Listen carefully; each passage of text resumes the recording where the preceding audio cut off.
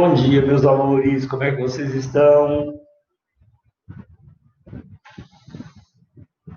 Olá, Kathleen, beleza, meus amores, tranquilo? Bom dia, Luísa, bom dia, meus amores. Bom dia, bom dia. Então, gente, hoje nós vamos dar continuidade, né, à parte referente à Primeira Guerra Mundial.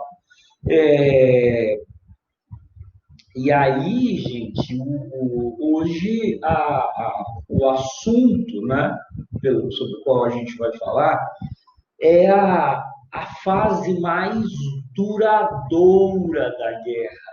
E aqui, que a gente chama de guerra de trincheiras, né? A guerra de trincheiras. Isso é uma característica muito típica da Primeira Guerra Mundial. Apesar de que, obviamente, as trincheiras continuam sendo utilizadas até hoje, porém numa escala infinitamente menor. Nós estamos falando de uma fase de quase 3 anos de um conflito que durou aproximadamente 3 anos, 4 anos e 3 meses. Né? Em um conflito de 4 anos e 3 meses, nós teremos aí uma fase, né, de praticamente 3 anos em que a guerra tornou-se, pelo menos no que diz respeito à frente ocidental, a guerra se tornou estática. Tá? Por que eu digo que é na frente ocidental? Porque você tem o lado da Alemanha com a Rússia. E a Rússia era muito fraca, militarmente falando, apesar de um exército muito numeroso. Então, na frente oriental, o que prevalecerá será o padrão adotado pela própria Rússia de trocar espaço por tempo. Né? Havia uma grande expectativa por parte da administração russa de que a Alemanha fosse derrotada pela Inglaterra e pela França. Então, a Rússia vai, basicamente, evitar grandes batalhas com os alemães, enquanto ela recua, cedendo partes de seus vastos territórios a um custo muito elevado, porque a Rússia vai acabar perdendo boa parte, vai perder boa parte de suas regiões ocidentais, o controle de suas regiões ocidentais para os alemães, que eram justamente áreas importantíssimas para a produção agrícola russa, o que vai levar a um colapso no abastecimento de gêneros essenciais. A Rússia já não tinha indústria para sustentar seu exército. Vai ter que deslocar milhões de camponeses para a guerra, o que por si só já levaria a uma queda na produtividade agrícola. E ainda perde grande parte de suas melhores terras para os alemães, dada essa política clássica, né, de trocar tempo por espaço, e isso irá agravar a crise na Rússia até que, no início do ano de 1917, você vai começar, dada a situação de miséria, dada a situação de carestia. Gente, só um segundinho. Nós vamos acabar tendo ali uma revolução, né? O início de uma série de processos revolucionários. Item indispensável para dar aula aqui na minha sogra e não ter uma dengue, viu? Só que aqui os bichos estão comendo a gente vivo. E eu acho que os da dengue devoraram os normais. Só tem da dengue, não tem mais. Sabe aquele pernilongo tradicional que existia antigamente? Não existe mais, não. Só tem da dengue. Você corta um lado, morre do outro, né? Não tem jeito. Mas então essa situação, né, o agravamento dessa situação levará, né, Júlia? O agravamento dessa situação irá levar a Rússia a mergulhar numa onda revolucionária em 1917, e aí nós vamos falar mais sobre isso depois. Por enquanto, entenda, a Rússia era um saco de pancadas da Alemanha ao longo de praticamente toda a Primeira Guerra Mundial. Na frente ocidental, aonde os alemães enfrentavam a França e a Inglaterra, o que nós vamos observar é que aí o bicho pega. Por quê? Porque a Alemanha, a Inglaterra e a França investiram demais, investiram muita tecnologia, investiram todos os seus recursos nessa frente de batalha. Consequentemente, você terá assim, toda a tecnologia, tudo que você puder imaginar que esteja mais evoluído estará nessa região da frente ocidental. Consequentemente, então, olha só, os exércitos estavam super bem equipados para os padrões da época, né? Para os padrões da época, os exércitos ali estavam super bem equipados. E aí o destaque fica, pessoal, para os fuzis, para as metralhadoras, para a artilharia, fuzis que abatiam um alvo a distâncias de 1.000 metros, metralhadoras capazes de matar pessoas a 1.500 metros, artilharia disparando volumes assombrosos de explosivos a distâncias de até 30, 40 quilômetros, né? Um volume de fogo impressionante. Lembrando que a artilharia foi o que mais matou na Primeira Guerra Mundial. Tiro de canhão foi o que mais matou na Primeira Guerra Mundial. Mas se você pedir para o soldado, para os veteranos, se você perguntasse assim, qual que era a pior coisa? Metralhadora. Por que o soldado lembrava da metralhadora? É aí que a gente vai entender por que da guerra de trincheiras. Porque tão logo os soldados cavam as trincheiras para passar o inverno entre 1914 e 1915, eles começam a pôr arame farpado na frente de suas linhas. Quando a guerra recomeça após o inverno de 1914 para 1915, ficou claro que havia um espaço de 300, 400 metros, às vezes menos, mas um espaço significativo entre as posições dos dois exércitos. Então, aqui está o lado francês ou inglês, ali o lado alemão.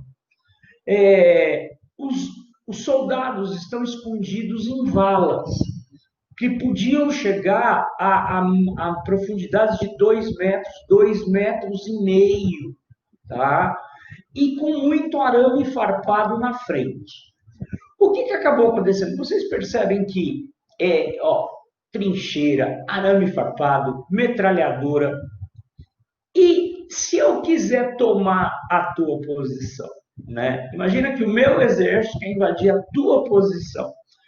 Como é que os soldados se movimentavam no campo de batalha? Igual os romanos, igual os gregos, igual os egípcios, a pé. A pé, porque você vai botar um cavalo no meio de um arame farpado, o bicho não vai, coitado, morre, né? Então, os soldados, eu quero invadir a sua posição, eu tenho que cruzar a terra de ninguém. Então, eu vou sair da minha posição, sair correndo de peito aberto no meio daquele espaço, né? Vago ali, aquela área exposta, sair correndo igual um doido. Eu tenho que chegar perto da sua posição para começar a tentar remover o arame. Eles às vezes jogam pranchas para tentar passar, porque era muito arame. Não é uma cerquinha Enquanto isso, o inimigo disparando todas as metralhadoras do mundo, 800 tiros por minuto, cortando uma bala, cortando 6 soldados, tá? Então, era um massacre. Então, a gente tem que entender que a lógica da Primeira Guerra Mundial levou a ser muito mais fácil defender do que atacar. Tá? Por isso que nesses 3 anos de guerras de trincheiras, morreram milhões de soldados, milhões e mais milhões ainda feridos ou mutilados, para que você conseguisse empurrar a linha, seja a linha alemã para cá, ou a linha anglo-francesa para lá, 10 quilômetros. 10 quilômetros, se você for pensar no movimento em si, praticamente não existe, tá, pessoal? E aí, você vai gerar esse impasse que consome quantidades enormes de vidas, tá? Esse impasse que logo transforma a guerra em um inferno,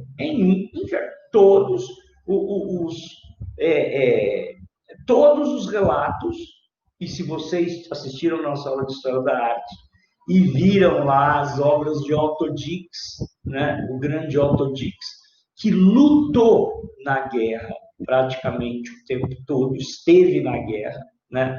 Aquelas obras de Otto Dix, elas mostram o absurdo da destruição, da selvageria, corpos putrefatos, homens com as tripas de fora. Era isso. Você nunca tinha tido, até então, uma guerra com esse grau de violência. Na medida em que você combinava evolução tecnológica de um lado e manutenção de velhas práticas do outro. Essa combinação foi catastrófica. Novas tecnologias, fuzis de longo alcance, metralhadoras, artilharia pesada, artilharia de tudo que é jeito.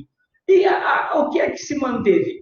O deslocamento dos soldados ainda a pé. A ponto de que no final, pessoal, quando você ia ter, nós vamos invadir a posição inimiga, se não desse bebida alcoólica para os soldados, eles não iam.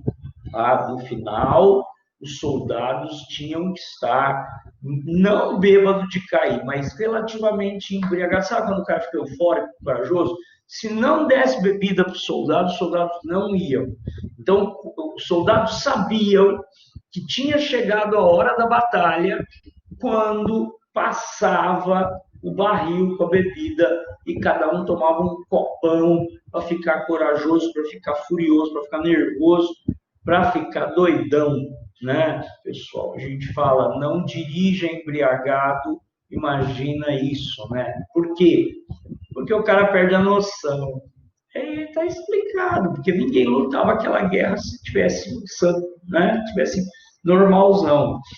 Meninos, na medida em que o tempo passou, nós vamos ter aí algumas mudanças. Olha, em 1915, a Itália, que era aliada da Alemanha, mas tinha feito diplomacia secreta com a França, a Itália entra na guerra ao lado da França. Então, a Itália era aliada da Alemanha, mas entra na guerra ao lado da França. A presença italiana vai ser um problema principalmente para a Áustria, tá? E eram exércitos muito fracos. Então, assim, a entrada da Itália na guerra, ela tem menos importância do que pode parecer. Foda mesmo foi a entrada da Turquia, quando a Turquia entrou na guerra ao lado da Alemanha, dada a inimizade tradicional com a Rússia.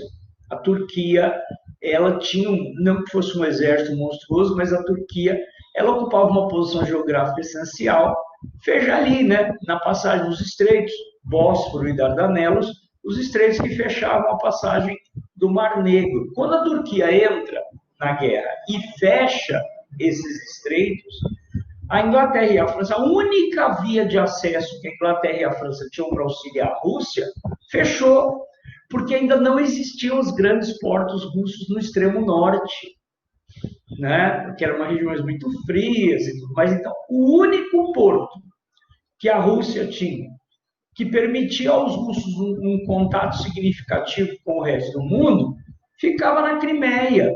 Sem poder cruzar os estreitos de Bósforo e Dardanelos, fudeu, tá, pessoal? Então, a partir da entrada da Turquia na guerra, a situação da Rússia vai se tornar pior ainda, tá? Outro problema sério foi enfrentado pela Alemanha.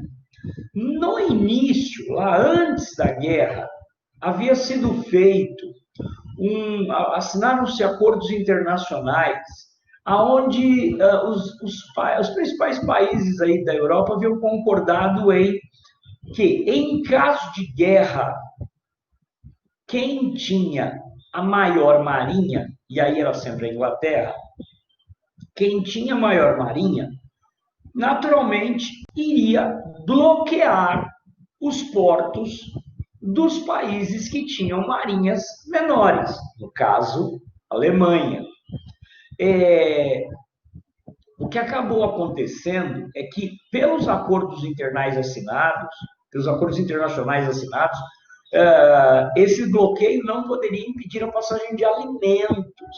Então, o combinado é que bloqueia para minério, matérias-primas essenciais para a indústria, a compra de máquinas, bloqueia, mas para alimentos deixa passar. A Inglaterra fechou os portos alemães e não deixava passar nada. Tá? A Inglaterra nunca respeitou esse acordo relativo ao bloqueio. Então, a Alemanha ficou isolada do mundo. A Alemanha, claro que a Alemanha tinha muitos estoques estratégicos, porém, se tinha uma coisa que os alemães não eram autossuficientes, era na produção de alimentos. Isso era um calcanhar de Aquiles terrível. Tá? No caso, é engraçado que antes da guerra, né, você tinha a dependência para a produção de munições e fertilizantes, você tinha que importar salitre do Chile, né? Mas um cientista alemão chamado Fritz Haber, ele desenvolveu a síntese do amoníaco, né? E aí eles conseguiam produzir os nitratos usando o nitrogênio do próprio ar, né? Então, graças a Fritz Haber, ganhou o Prêmio Nobel da Química em 1921 por isso, né? E quebrou a economia chilena, tá? Mas os alemães acreditavam antes da guerra que a Alemanha ia entrar em colapso em 6 meses por conta da falta de salitre. Mas, graças ao processo do Fritz Haber, esse problema não aconteceu. Tá? Mas a Alemanha não era autossuficiente em alimentos. Então, como eles vão tentar sustentar o exército da melhor maneira possível, vai faltar muito comida para a população civil. Tá? Então, os alemães vão passar situações terríveis, inclusive com a absorção, com a inclusão na sua dieta de um vegetal que até então era usado só para alimentação de animais, que era o nabo. O nabo parece uma cenoura, só que é gigante branco. Levou um nabo, é um troço desse tamanho. O nabo, ele não era assim, completamente, ele estava muito longe de ser perfeito como alimento, mas é o famoso o que tinha. Então, em 1916, por exemplo, você tem o famoso inverno do nabo, onde muitas crianças alemãs vão morrer de carências nutricionais. Haverá aí uma difusão de uma série de doenças ligadas a carências nutricionais dentro da Alemanha por falta de alimentação adequada. Tá? Então, na medida em que esse impasse, é óbvio que a Alemanha não vai poder, não vai suportar esse bloqueio por tempo indefinido. Né? Então, o que nós vamos observar são tentativas de se quebrar o impasse. Né? E a Alemanha, será um país muito criativo nesse sentido, né? Os alemães serão os introdutores do lança-chamas, né? A ideia seria o soldado usando um equipamento, parece que esse equipamento de mergulho, sabe, aquele cilindrão nas costas, o soldado se aproximaria cuidadosamente de jeito, inundava a trincheira inimiga de óleo incendiado, né? De jato de fogo rosmento, grudento, seria terrível. A ideia parecia boa, mas na prática os soldados tinham muita dificuldade de se aproximar da trincheira inimiga. Qualquer tiro naqueles cilindros era uma explosão devastadora. Os alemães são também os introdutores do gás venenoso na guerra. É esse mesmo químico, o Fritz Haber. Né? O Fritz Haber, que é o pai da guerra química mundial, né? Ele era um cientista alemão extremamente renomado, um patriota feroz. É óbvio que ele queria a saída mais rápida possível, da vitória mais rápida possível da Alemanha na guerra. Então, ele é o responsável pela introdução do gás venenoso. E aí nós teremos o cloro, nós teremos o fosgênio, nós teremos o gás mostarda, nós teremos uma grande variação de tipos de gás, cada ano surgindo um novo mais letal que o anterior, tá, pessoal? Então, os gases venenosos vão se popularizar. Outra coisa, sem espaço para poder utilizar o oceano, os alemães vão adotar os submarinos. Os alemães serão os grandes usuários dos submarinos na Primeira Guerra Mundial, né? Então, os alemães vão, digamos assim, se vingar da Inglaterra e da França e usar seus submarinos para afundar os navios mercantes que se aproximavam da Inglaterra e da França. Então, os alemães vão conseguir resultados excepcionais em termos de número de navios afundados numa tentativa de estrangular a economia inglesa e francesa. O problema é que, de vez em quando, eles acabavam afundando um navio neutro. E aí isso causava uma onda de melindre, né? Que era o caso de afundar navios. Onda de melindre, não, né? Morria 200 pessoas, isso não é melindre. Mas é o caso do afundamento de navios dos Estados Unidos. E o afundamento de navios dos Estados Unidos acabará levando a um crescimento da tensão, né? Entre Estados Unidos e Alemanha.